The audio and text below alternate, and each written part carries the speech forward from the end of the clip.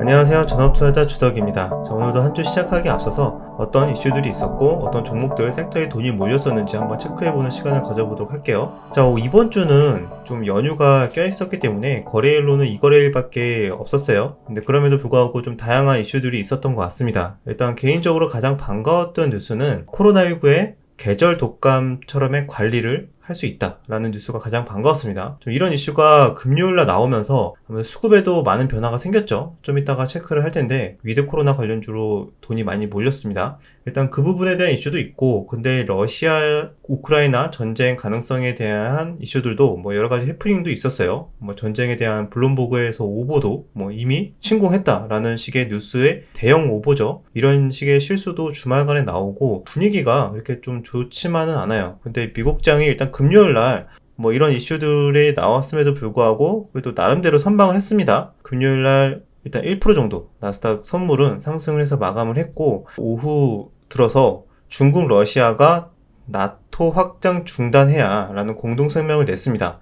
이러면서 이 당시만 해도, 이 전만 해도 미국 나스닥 선물이 우리나라 장 끝나고 나서도 계속 유지를 하고 있었거든요. 1%대 정도 상승을 유지하고 있었는데 이게 나오니까 갑자기 거의 마이너스 전환까지 됐던 걸로 제가 기억을 하는데 굉장히 순간적으로 쭉 빠졌어요.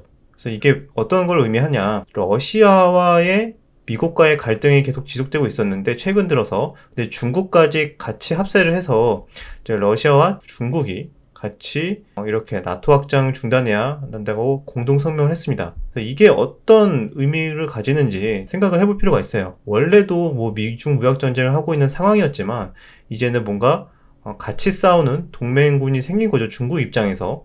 그래서 이게 좀 더 확장이 되면은 이렇게 무역 전쟁이 이제 미중이 아니라 미중러 이렇게 우리가 샌드위치로 낄 수도 있겠다라는 생각이 들어요. 그래서 이런 식의 나왔습니다. 미국 입장에서도 러시아 도울 생각 하지 마라, 미중러 정상회담 앞두고 경고를 했습니다. 그래서 이렇게 되는 게 전반적으로 위기감이 고조되는 흐름이 나오고 있죠. 그래서 이게 이런 식으로 계속 분위기가 나다가 극적으로 뭐 화해를 할 수도 있겠지만 당분간은 분위기가 안 좋을 수 있기 때문에 조심을 할 필요는 있겠다라고 생각이 드는데, 이 부분이 어느 정도 빨리 좀 해소가 돼야지 우리나라 증시는 좀 더 안정을 빨리 찾을 것 같은데 이게 조금 걱정이 되긴 합니다. 제가 봤을 땐 전쟁까지는 실질적으로 가긴 힘들 것 같고, 그거를 이제 가지고 여러 가지 협상을 하겠죠. 그런 과정에서 우리나라가 미중 무역 전쟁 때 고래 싸움에 새우등 터진 것처럼 이번에도 어떤 이슈가 있을지 이런 식의 뉴스가 또 나왔어요.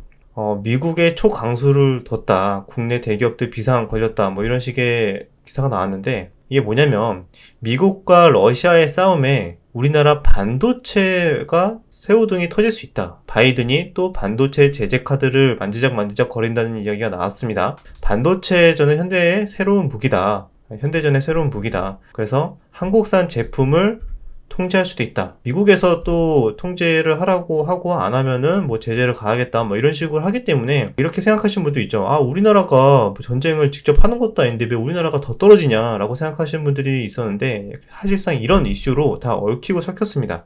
그래서 우리나라는 사실상 반도체가 좀 큰데, 만약에 러시아가 전쟁을 일으키거나 미국이 원하는 대로 협상이 이루어지지 않는다면은 그 러시아에 대한 핵심 반도체 공급을 끊을 것이다 라는 식으로 이야기를 했다고 합니다. 아무래도 우리나라에서도 좀 영향을 미칠 거기 때문에 이 부분에 대해서 관심을 갖고 좀 지켜볼 필요가 있을 것 같아요. 자, 어쨌든 이런 식으로 여러 가지 안 좋은 뉴스들은 계속 나오고 있습니다. 그럼에도 불구하고 미국장은 좀 버텨주는 흐름이 나와줬고, 우리나라 장도 나름대로 반등이 2750포인트까지는 좀 반등이 나와줬어요. 그래서 이 흐름을 좀 봐야겠지만 국제 정세를 좀 보면서 증시도 한번 같이 봐야 되지 않을까라고 생각을 합니다. 그래서 이런 식의 또 해프닝도 있었어요. 토요일 날 러시아가 우크라이나 침공했다라고 블룸버그가 오보를 했다고 합니다. 이게 말이 되는 해프닝인지, 러시아 측에서는 이런 식으로 일부러 오보를 했다, 서방이 전쟁 위기를 부추기고 있다라는 식으로 또 입장을 냈습니다. 이게 보면은 블룸버그가 이런 식으로 메인 화면에 라이브 러시아 우크라이나를 침공했다 이런 식으로 썼다고 합니다. 근데 이게 거의 한 30분 정도나 이렇게 지속이 됐다고 해요. 그리고 나서 삭제가 됐다고 하는데, 이런 일이 있었다고 하는데 이게 그 블룸버그 측에서는 실수로 미리 제작해 놓은 기사가 노출됐다, 이게 실수로 미리, 그러니까 이런 식으로 기사를 다 여러 가지 시나리오가 있는 상황에서 다 만들어 놓나 봐요. 제가 그 부분 잘 모르고 있었는데, 신공할 수도 있고 안 할 수도 있으니까 일단 둘 다 기사를 다 만들어 놓고 대기를 하는 건지, 아니면 의도적으로 이런 식으로 노출을 하는 건지 그거는 알 수는 없지만 어쨌든 실수라고 합니다. 이게 과연 진짜 실수일까? 러시아 측에서는 사실상 너네가 미국이 전쟁이 더 일어났으면 좋겠다는 거 아니냐, 구실을 만들어서 최근에 뭐 우크라이나가 먼저 공격하는 가짜 영상도 준비 중이라고 보도한 바가 있었다라고 하면서 미국이 전쟁이 나면은 이걸 구실로 패권 전쟁에서 러시아도 한번 때리기 위해서 뭐 하는 거 아니냐, 뭐 이런 식의 얘기도 있는데, 이런 오보도 나오고 중국도 같이 가세를 하면서 전반적으로 분위기가 좋아지고 있지는 않습니다. 그래서 이 부분에 대해서는 좀 긴장이 고조될 여지는 있을 것 같다라고 일단 생각할 수는 있을 것 같아요. 자, 그래도 반가웠던 거는 이 뉴스가 가장 반가웠어요. 정부 코로나19 계절 독감처럼 관리를 하겠다. 아직까지 거리두기를 완화한 건 아니고 연장은 했지만, 이유가 오미크론 환자는 굉장히 폭증을 하고 있지만 중증 환자, 치명률은 거의 지금 계속 감소를 하고 있거든요. 그래서 이게 사실상 독감보다도 더 약한 치명률이 나오고 있고, 이게 사실상 감기 정도 수준이 아니냐, 이런 식의 분석이 나오면서 이걸 이렇게까지 관리를 하는 건 비효율적이다, 좀 예상을 하긴 했는데, 다른 나라들은 빠르게 좀 거리두기 완화를 하고 하는 편이었는데 우리나라는 뒤늦게 하는 경향이 있었던 것 같습니다. 그래서 어쨌든 이런 식으로 가게 되면은 위드 코로나로 가게 되고 그냥 개인 방역 위주로 방향성을 서서히 틀지 않을까 생각을 해서, 이 부분도 아마 금요일장에 진단키트나 코로나 치료제 쪽이 막판에 투매가 세게 나왔죠. 그래서 이 기사 때문에 나왔던 것 같고, 반면에 여행주, 항공, 카지노, 호텔 등등 이런 종목들의 막판에 수급이 좀 들어왔어요. 그래서 이 부분에 대해서도 좀 이따 종목을 보면서 한번 확인을 하겠습니다. 자, 요 정도로 뉴스는 체크가 됐고, 저 미국장 보다가 뭐 뉴스까지 쭉 말씀을 드렸는데, 미국장에서도 나스닥 버텨줬고, 그 다음에 이슈가 있었던 거는 아마존이죠. 아마존이 실적이 좋게 나오면서 13% 정도 상승을 해서 마감을 했습니다. 그리고 미국장이 특징적이었던 게 미 국채 금리가 많이 올랐어요. 이게 영국도 이번에 금리를 다시 올리면서 미국도 금리가 좀 더 빠르게 올리게 될 것이다. 또 영국뿐만이 아니라 그 이슈가 있었죠. 이번에 실업률 고용 발표가 있었는데 굉장히 좋게 나왔습니다. 예상치보다 굉장히 좋게 나와서 경기가 생각보다 좋다, 그래서 금리 인상을 더 빠르게 할 확률이 높다, 이런 식을 시장이 받아들였고, 그렇게 받아들이면서 오히려 기술주였던 나스닥이 미국 장중에 조금 빠졌는데 막판에 다시 회복을 했습니다. 그래서 미국 국채 금리도 이렇게 올랐다는 거는 반대로 또 다른 섹터로 본다면은 이렇게 뱅크 오브 아메리카가 이날 4%나 올랐어요. 이 부분이 어떤 건지 아시죠? 금융주들 금리가 상승해서 좀 수혜를 보는 종목들이 수급이 들어왔고, 우리나라 증시도 최근에 금융주들이 굉장히 좋은 흐름이 나와주고 있죠. KB금융, 우리금융지주, 하나금융이랑 다 전반적으로 괜찮게 나와주고 있고, 아무래도 미국장의 영향을 받는 것 같습니다. 이렇게 골드만삭스 그룹도 조금 반등이 2%대 나와주는 흐름이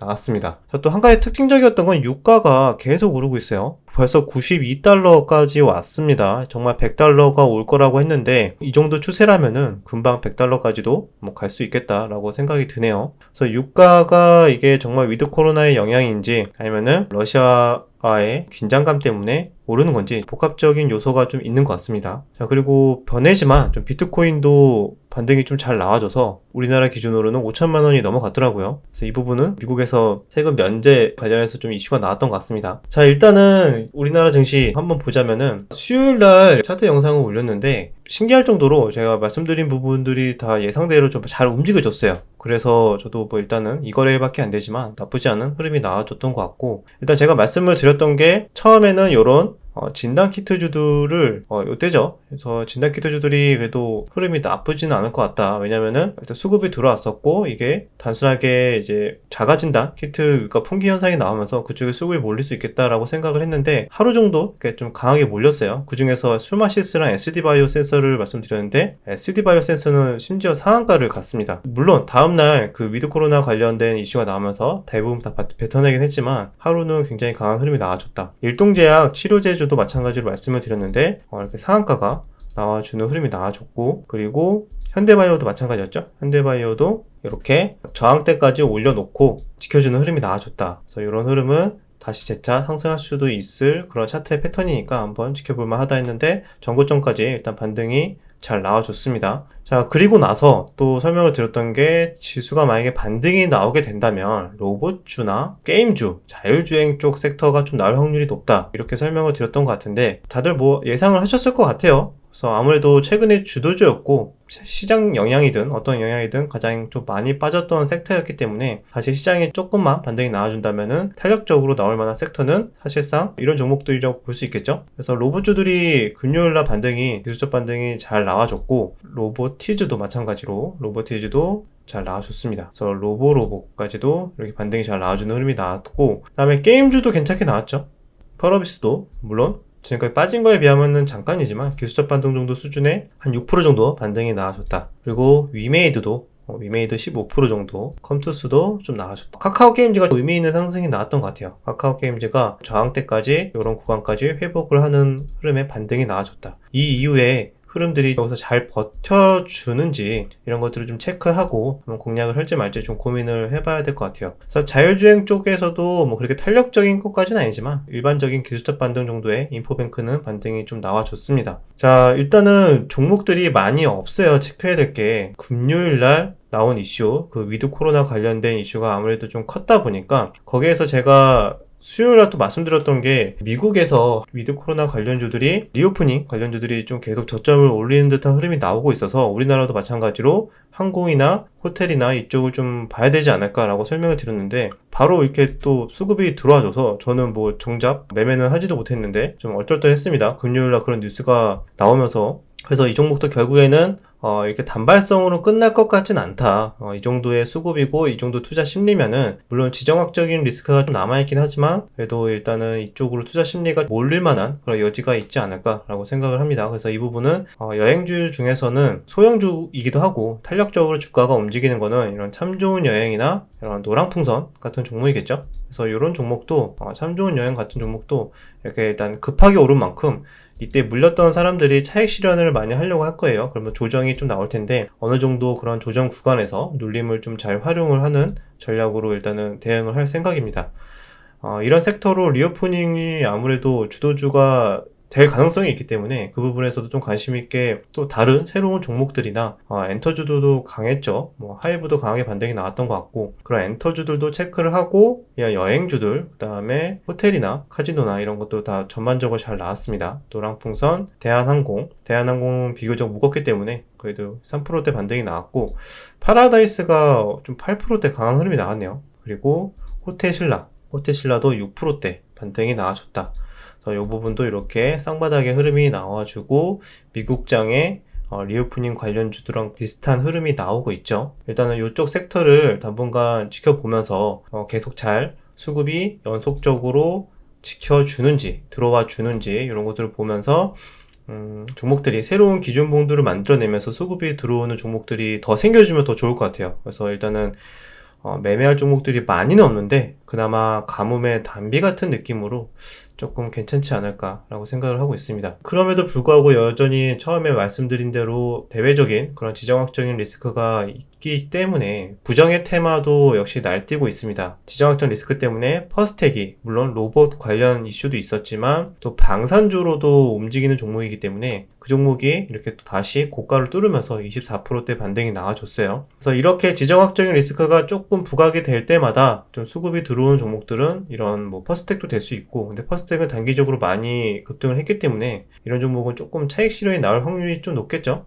이 외에도 방산주, 뭐 단발성으로 테마성으로 이런 안 좋은 뉴스가 나올 때마다 튈만한 종목으로는 이런 한일단조 또 이전에 한번 북한이 도발하거나 뭐 이럴 때 이렇게 튀었었기 때문에 이번에도 한번 뭐 잠깐 뉴스가 나올 때마다 한 번씩 수급이 훅 몰렸다가 훅 빠지는 그런 좀 리스크가 큰 종목으로 보시면 될 것 같아요. 그래서 한일단조, 뭐 빅텍 정도까지 이렇게 체크를 하시면 될 것 같고 또 부정의 테마 중에 하나가 몇 가지 더 있죠.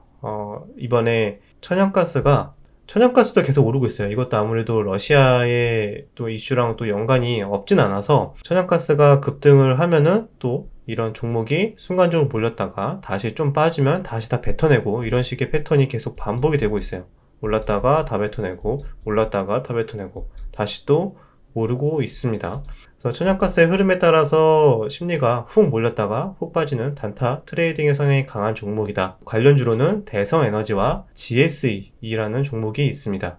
이 종목도 나름대로 이 구간에서 지금 버텨주는 흐름이 나와주고 있는데 굉장히 좀 예상하기는 힘들죠. 천연가스 자체를 예상하는 흐름이기 때문에 부정의 테마로 방산주, 그 다음에 이런 천연가스, 그 다음에 유가까지 넣어놓고 시장이 그냥 어떤 식으로 흘러가는지 체크하는 정도로 보면은 좋을 것 같아요. 그래서 유가가 지금 92달러, 이제 100달러까지 갈 수도 있겠다라는 전망이 나오면서 유가 관련주들도 이렇게 한국 석유 같은 경우에도 갭이 10%나 뜨면서 상승형 음봉의 패턴이 나와줬고, 이 종목도 일단은 흐름을 조금 같이 넣어놓고 흐름을 봐야 될 것 같아요. 유가의 흐름에 따라서 투자 심리가 훅 몰리는 또 패턴이 나올 수 있기 때문에 유가 관련주로는 한국석유랑 중앙에너비스 정도가 있을 것 같습니다. 뭐 이런 종목은 개인적으로 매매를 그렇게 좋아하진 않아서 일단 넣어놓고 하나의 지표로 저거는 개인적으로 활용을 할 생각이고, 그 외에는 좀 이런 리오프닝 관련주들에 좀 집중을 하면서 다른 새로운 종목들이 수급이 들어오는 종목들이 생기길 바라는, 그렇게 좀 기다리면서 차분하게 매매를 해야 될 것 같습니다. 뭐 매매할 게 별로 없으면 쉬면서 단기 트레이딩 계좌만큼은 좀 쉬면서 기회를 노리는 것도 괜찮을 것 같고, 시장이 여러분들도 느끼셨겠지만 시장이 그래도 나름대로 반등이 나왔음에도 불구하고 매매할 만한 종목들은 그렇게 많지 않다라고 느끼셨을 거예요. 지금 현재 투자 심리를 여전히 안 좋게 반영하고 있다는 증거이기도 합니다. 여전히 보수적으로 대응을 하면서 매매 횟수는 줄여서 최적의 매매만 한두 번씩 하는 그런 트레이딩 전략이 여전히 유효할 것 같고, 쉽지 않은 시장 잘 대응하셔서 다음 주도 성투하시길 바라겠습니다. 여기까지 내용이 유익하셨다면 구독과 좋아요, 댓글 부탁드리도록 하겠습니다. 그럼 다음 영상에서 뵙겠습니다.